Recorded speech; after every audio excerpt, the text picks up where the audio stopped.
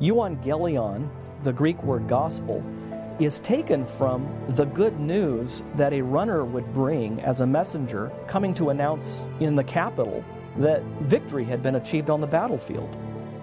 And everyone would cheer. It would transform the lives of everybody in the city to know that they hadn't lost the war, they had won the war. But of course, they weren't the ones out there in the trenches. In the same way, Jesus says, I have accomplished salvation. Not come help me save the world, but I have accomplished this. The law basically is due.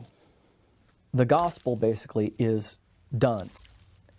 The gospel isn't what would Jesus do, now go and do that.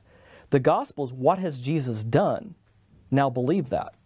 This distinction between the law and the gospel really is the most important thing to remember, and it's one of the things that we're forgetting. That pattern of God always making sure that we know that relationship comes before obedience, that we do not have a relationship with Him because we obey because He has made a relationship with us.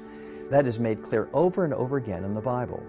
God says before He ever tells His people what the commands are, I'm the God who brought you out of the land of Egypt, out of the house of bondage.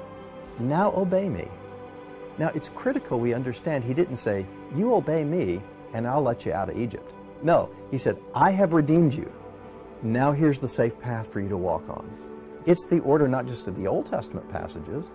I mean, all the epistles of the New Testament basically follow that same order.